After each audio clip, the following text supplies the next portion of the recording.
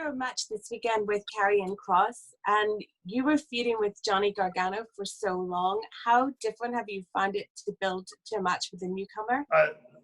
It's kind of a breath of fresh air, to be honest with you. I think for me, for the fan base, for Johnny, going and doing what he's doing, it's just we were all ready to hit that reset button. And Karrion Kross, obviously, just one look at him, and he's as different as you could possibly be from Johnny Gargano. So it's cool because for me, it just gives me a new dynamic and a new test and something that sometimes you just need that. You need something that's going to push you. And when you get the new hungry guy who has a lot to prove, it forces you to say, all right, well, there's no, not that there was any phoning it in with Johnny Gargano, there wasn't, but there's just no, I couldn't even take my foot off the gas for a second. The second Karrion Kross entered picture, it was like, all right, here we go. We're on to something new. I know you've got history with Scarlett, but how familiar were you with Karrion before he came to NXT? Not familiar at all, to be fair. I kind of live in a bubble for the most part, and I did hear of him as the months, leading into him entering NXT, mainly through just fans and social media and, being tagged saying that they wanted to see it happen. But I never saw him have a match prior to his debut with NXT or anything like that. And crazy impact immediately. The entrance on its own is it's straight out of a movie. It's unbelievable.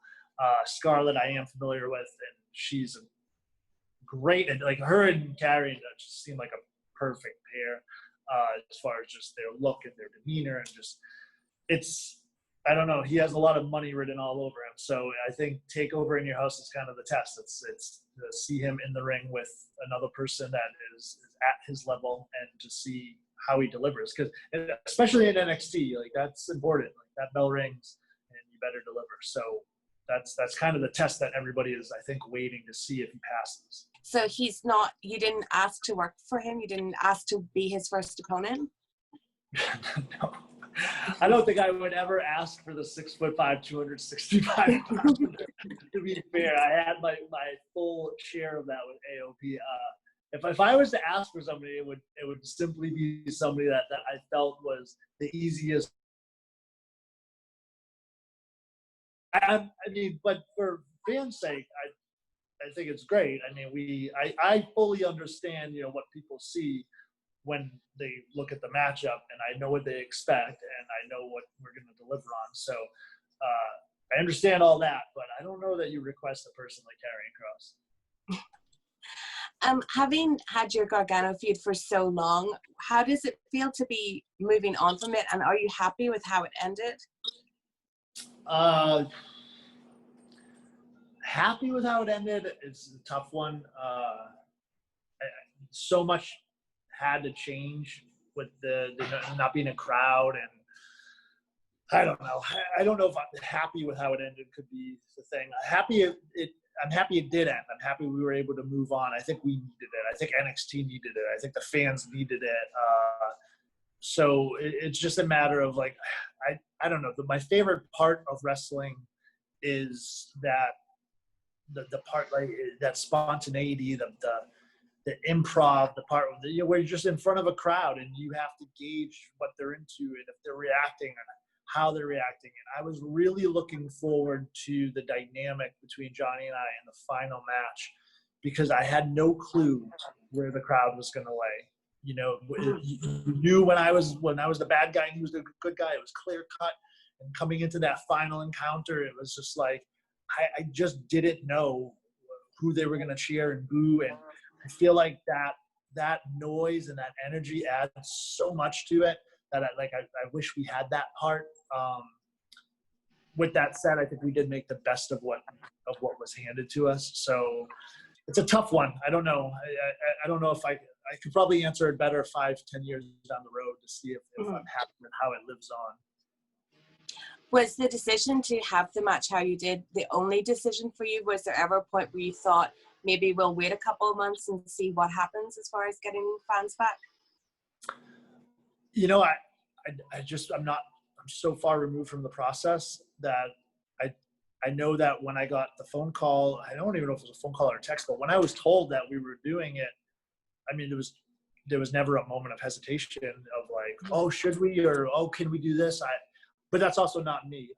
Like I kind of have I don't know. I just view this as my job is to perform. So whatever you give me, I kind of just, if anything, we viewed it as a challenge and as a test. Like, all right, we're doing this. Like, this is what the company wants and creative wants and everybody wants. And all we have to do at this point is give it 100% effort. And that was just my mindset. I just never took a second to think, because I don't know, like, you just don't know what's coming. You know what I mean? Like this past 2-3 months has been unprecedented, and I don't know what happens the next 2 or 3 months or after that. So I don't know. Like, there's no point in pressing the pause button. You just kind of just go full steam ahead. How do you feel about the cinematic matches? Would you like to see them continue when we do have fans as one-offs? Yeah, I think they have a place, especially with like just how much wrestling's evolved over the last 50 years or so. They benefit certain guys so much too, like an Undertaker or a Fiend, or if Finn Balor is the Demon, even a Karrion Kross. Like, I see how like unique you can make the match, and it adds a new element and a new feel. I don't think it should replace pro wrestling by any means, but you throw it in there every so often on a pay-per-view as a special attraction. Like, there's no harm in that. You had some NXT trainees in the audience this week. Did you find that helped you? The idea with having trainees out there, I don't know, a part of me can compare it a little bit to like when the young boys in Japan will accompany them to the ring and be ringside. It's a cool experience, I would think, learning-wise. Like, you're so close to it, and it just gives you this whole different perspective on it. I don't know, like, I just don't want to see, Seth Rollins in my crowd. I don't want to see, like, if you're on camera, I feel like just be on camera, and then if you're in the crowd, you're in the crowd. And we have so many people in development right now that I think you can keep that separation. When you're out there, maybe it's just me. I don't know I don't talk to enough performers about this stuff to know. I don't know what happens to me. I don't know if I black out a little bit or something, but like, I don't notice the huge difference in like big crowds to little crowds to, having it be students and having it be like, noise kind of is noise. And a lot of times, I don't know if I'm just so lost in the moment. I'm very into the performance part of it. So I don't know what it is, but I didn't notice a huge difference. It could also be because my match was so short. That might be it too. I don't know, but I don't notice a huge difference one way or the other. Did you get to catch the Timothy Thatcher and Matt Riddle Fight Pit match? And is that something you'd like to see NXT keep doing? So I saw quite a bit of that live, and I'm a big supporter of Timothy Thatcher. I mean, Riddle goes without saying how good he is, but I thought it was, I don't know, watching Thatcher in that setting, and then obviously he did come out with the win. It feels very much like he may have like fell upon his niche in a sense. Like, I could see very much the next couple of years, anytime Timothy Thatcher has to, end a feud or end some sort of dispute, that Fight Pit comes back. Because what a cool dynamic. And even walking in, when I saw the setup, like right away, I was like, oh yeah, this has potential. And his style, his grit, heck, I would love to just do that with him. Him and I have, crossed paths in the independent scene a couple times, and really good chemistry. We're very similar in our intensity and style. So yeah, I think he's awesome. He's a guy to look out for. And Matt Riddle's just moved to SmackDown. Do you still think about ever moving to Raw or SmackDown? I don't think about it unless I'm asked about it. And it's just one of those things that, right place, right time, right schedule. Schedule's being the key word, I think, to everything for me. I'm happy for Matt. I think he's going to do awesome there. I just think that everyone's career is unique. And right now, where I stand, it's just like I'm very focused on continuing to grow NXT. We got to USA, that's awesome.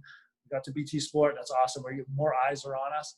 I want to continue to grow the brand and the takeovers. And I love us to get to the point where we're traveling for television and we're not just in one location. And I'm so focused on that I just don't put my time or energy into really anything else, to be honest.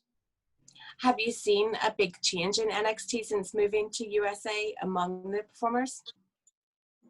Not a huge change. I think more so than anything, and it's not like even coming from me as much as production and everything. I just think a lot of people are proud of what's been accomplished, just in the sense that aside from takeovers, we didn't really have live content being put out there on the television platform. And that's always going to be a question mark, obviously, when you're doing it for the first time. And it's been a bit now. We have a pretty good sample size, and just people hitting their times, people, rising to the challenge and delivering and stuff. I think that's been the coolest part, because there was that developmental label for so long on NXT. And I think it's just, I've been more so surprised than anything that, like, it's gone off without a hitch. There haven't been a lot of big mistake blemishes where you're like, see, that's developmental. It's just, there's been a lot of people who just stepped their game up, and TV almost felt like TakeOver for a little bit there. And it's just, people just were ready to go. So more so than anything, I'm just happy that everyone was so prepared. And I guess it speaks a lot for the Performance Center and coaches and everybody down there, because people were just ready for this. Like, you say you're ready, but then when the green light goes on, you find out, and everybody was just, they were prepared. So the theme this takeover is in your house. Do you have memories of watching in your house? I do. So I have a bad memory in general, but my biggest memory from In Your House was like the graphics, which I always considered to be so bad that they're good type of thing. And I genuinely, I just think they were awesome. And it was the first thing that popped in my head when I heard it was going to be NXT TakeOver In Your House was, I hope we get the setup. I hope we get the house. I hope we get, it's just, I hope Todd Pettingill is there. I hope there's just, I just want everything from mid-90s to come back and for us to relive it. As far as like matches, like there's no doubt in my mind, like that Shawn Michaels Mankind one is the one that always stands out for me. That it was just, as a kid, I thought it was amazing. I watch it now as a performer for 16 years, and I'm still just as amazed. I have this week been going back on the network and kind of watching some of the early In Your Houses, just because I always like to see if there's something I can throw in or do, or like, even if it's just for me and only I know, I just always like to be able to put something in that, makes the 12-year-old kid in me really happy. But I'm excited that NXT landed it, if anything. Yeah. It's just very exciting, and I'm really hoping that we get the set, because that would just, I think everybody's hoping it, Again, that's the coolest thing right now about our locker room. Like, we're all fans, or 90-something% of us are. Like, it's a lot of fans there who are just getting to live it out. So usually that's like what happens. Like, we see things, and the way you're thinking of it, we're probably thinking the same exact thing. Like I know Johnny's I saw his first tweet was like, "Oh, I got dibs on the Shawn entrance thing." That's what it is. You just want to relive the moments from your childhood. With NXT being the third brand now, and we've seen Finn Balor go to NXT, is there anyone in the main roster you'd like to see come down?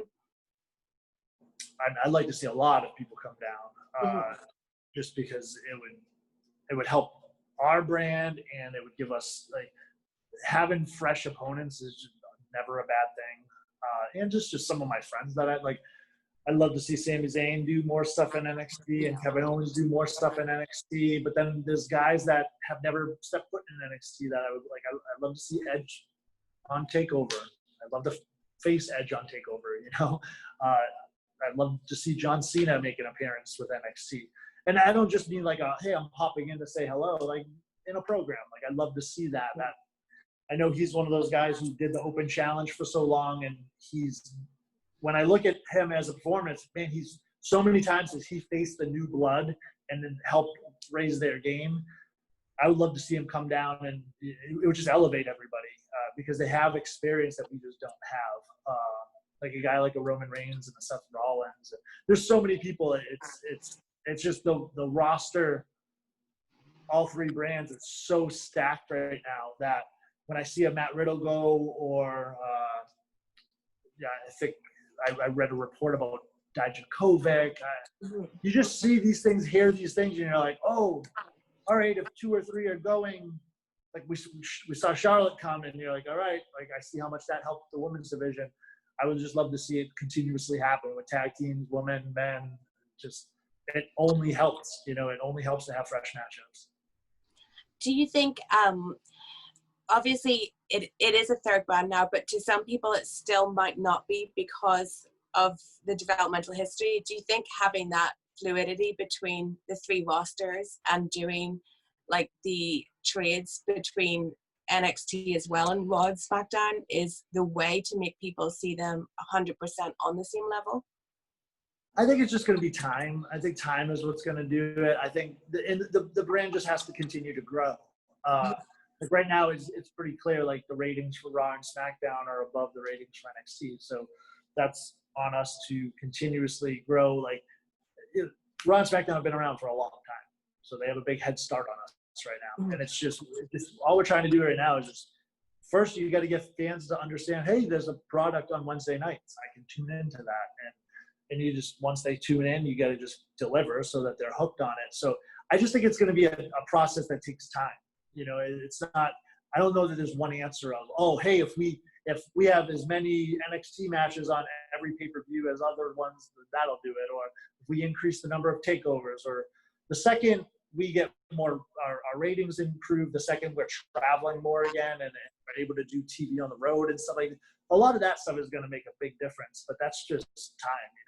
I feel like 3 to 5 years down the road, conversations about NXT being developmental will hopefully be completely gone and erased, but there's no way to fast track that. Since you've been back, how have you been feeling physically, in particular your neck? How has it been? Right now, I feel fantastic and thankful to like the med team and everybody behind the scenes. Just as far as everybody knew that the schedule I'd have to kind of ease back in, and we've just done a great job doing that. And I still work with the strength coach and physical therapist and stuff on keeping up with everything I can do outside the ring to make my career as long as possible. But I feel great. But I'm also well aware of, I feel great because we take all these precautions. So I'm trying not to get too comfortable where I'm ready to, where I just jump in the deep end and say, oh, hey, if I could do 50 matches, I could probably do 250. Like maybe then I wouldn't feel so great. So I'm just, in my head, it's just making sure that I can do this for as long as I possibly can at a competitive level, giving the matches that I want to give to fans. So I think I'm just trying to play it as intelligently as possible going forward.